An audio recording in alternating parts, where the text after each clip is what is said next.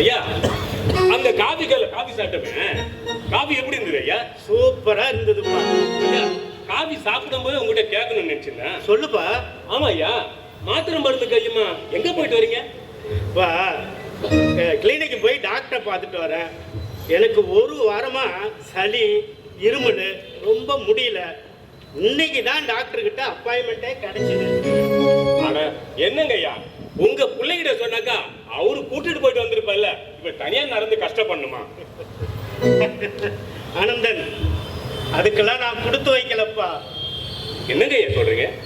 கொடுத்து வைக்கலன்னு சொல்றீங்க?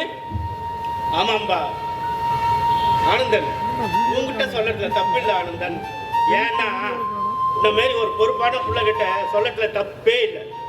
ஏன்னா யார் விட்டு பொருளோ கீழே கடந்துச்சுன்னா நமக்கு என்னான்னு போற இந்த காலத்துல அதை எடுத்து உடையங்கிட்ட கொடுக்கணுன்ற எண்ணம் இருக்குது பாரு, அந்த மாதிரி மனசு யாருக்கும் வராதுப்பா.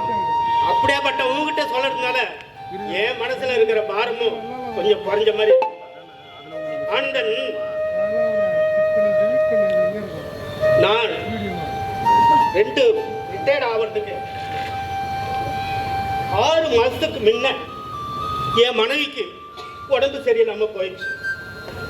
நானும் டாக்டர் கிட்டலாம் காட்டி மருந்து மாத்திரையெல்லாம் வாங்கி கொடுத்தேன். அந்த நேரம் பார்த்து என் பையன் பெங்களூர்ல கம்பெனியில இருக்கிறான். நானும் என் கம்பெனியில சீனியர் மேனேஜரா இருக்கிறேன். திடீர்னு அகமதாபாத்ல இருக்கிற ஆபீஸ்ல அர்ஜென்ட் டெண்டர் மீட்டிங். நான் தான் போய் கலந்துக்கினாலும் 3 நாள் என் மனைவி இருக்கிற உடல் நிலையிலையும் நான் போகாம விட்டுலான்னு நினைச்சேன்.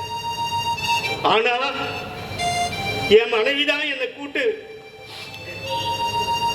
எனக்கு ஒன்னாவாதுங்க, நீங்க பயப்படாம போயிட்டு வாங்க, நான் பெங்களூர்ல இருக்கிற என் மகனை கூட்டு, நம்ம மகனை கூட்டு வர வச்சுக்கிறேன், நீங்க தைரியமா போயிட்டு வாங்கன்னு சொன்னான். நானும் அவ கொடுத்த தெம்புலையும் அக்கம் பக்கத்துக்கிட்டவர்களையும் சொல்லிட்டு நானும் ஊருக்கு கிளம்பி போனேன். ஊருக்கு கிளம்பி போய் அந்த மீட்டிங்கையும் சக்சஸா முடிச்சிட்டு வந்த ஆனந்தா, சக்சஸா முடிச்சிட்டு வந்தேன். ஆனா என் மனைவி விஷயத்துல நான் ஃபெயில் ஆயிட்டேன் ஆனந்தா, நான் ஃபெயில் ஆயிட்டேன். நான் ஊருக்கு போன மறுநாள் என் மனைவிக்கு ரொம்ப உடம்பு சரியில்லாம ஆயிடுச்சு. அக்கம் பக்கத்தில் இருக்கிறவங்க எல்லாம் அவளை கூட்டு ஹாஸ்பிட்டல்ல சேர்த்தாங்க. அந்த நேரம் பெங்களூர்ல இருக்கிற என் மகனும் வந்துட்டான். ஆனா அவன் வீடு வந்து சேர்றதுக்குள்ள என் மனைவி போய் சேர்ந்துட்டாப்பா, மனைவி போய் சேர்ந்துட்டான்.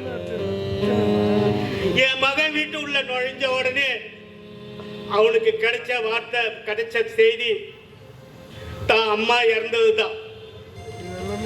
தான் அம்மா இறந்ததுக்கு நான் தான் காரணம்னு என்கிட்ட பேசி 6 மாசம் ஆச்சு ஆனந்தா, 6 மாசம் ஆச்சு.